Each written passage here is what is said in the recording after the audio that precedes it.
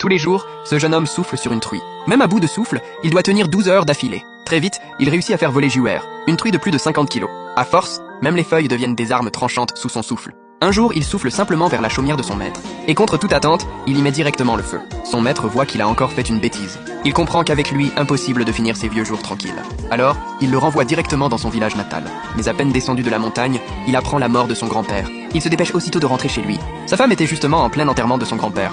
Et voilà que le cortège funèbre tombe nez à nez avec un cortège de mariage. Ah! Putain! Hé! Tu peux pas conduire correctement, bordel?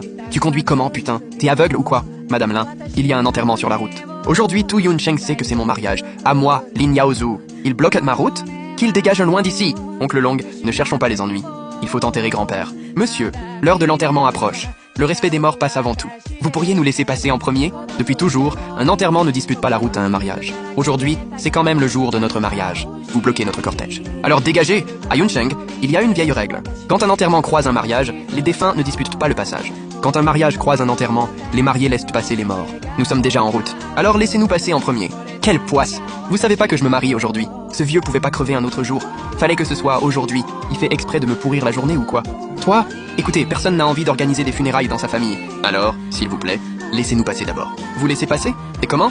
Vous avez vu dans quelle voiture on roule? Que des Mercedes! Vous croyez que les déplacer, ça coûte rien? Tiens, considère cet argent comme mon cadeau de mariage. Je vous souhaite beaucoup de bonheur et une longue vie ensemble. Petite, toi, tu sais comment t'y prendre. Mais j'ai l'air de manquer d'argent, moi? Quoi? Tu veux me frapper? Allez, vas-y, frappe ici, juste ici. T'oses me toucher? Toi? Petit, tu viens de quel milieu? Je ne suis peut-être pas grand-chose, mais dans le milieu, mon nom compte encore un peu. Tu peux me faire cette faveur et nous laisser passer? Une faveur? Elle vaut combien, ta putain de faveur? Les gars, dites à ce vieux qui est mon mari, le jeune héritier de la famille Lin, la plus riche de Yuncheng. Wouhou, ça rigole pas. Dehors, on reste discret. Discret. Vous avez entendu? Mon mari est l'héritier des Lin. Même un chien qui le regarde de travers se prend 2 coups. Et vous? Vous êtes qui pour oser nous barrer la route? Écoutez, la route est étroite. Le cercueil ne peut vraiment pas faire marche arrière. J'espère que vous comprendrez. Une fois mon grand-père enterré comme il se doit, mon mari et moi viendrons vous présenter de beaux cadeaux. Je vous souhaite un heureux mariage. Très bien.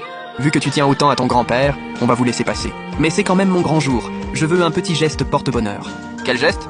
Qu'est-ce que ça veut dire? Bois un verre avec nous. Monsieur Lin, boire pendant un cortège funèbre, c'est pas vraiment approprié. Petit, le monde est vaste. Évite de te fermer toutes les portes. Le vieux, tu viens vraiment me parler des règles du milieu? Mais t'es qui, putain? Jeune homme, je te conseille de ne pas être aussi arrogant. Si on n'est pas fougueux quand on est jeune, on l'est quand? Toi, petit, si aujourd'hui n'était pas l'enterrement du vieux monsieur, je t'aurais déjà découpé. Oncle Fang, laisse tomber. Ma femme et moi allons boire ce verre avec vous. Je ne veux pas retarder l'enterrement de votre grand-père. Aujourd'hui, je reconnais ma défaite. Mais si on se recroise, je vous conseille d'être plus discret. Discret? Moi aussi, j'aimerais bien l'être. Mais avec mon niveau, c'est juste impossible. Ha ha ha! Ah, au fait, vous savez qui va être témoin à mon mariage aujourd'hui? C'est le président Zhou de la chambre de commerce Wanlong. Shugen? Alors, tu sais qui elle est?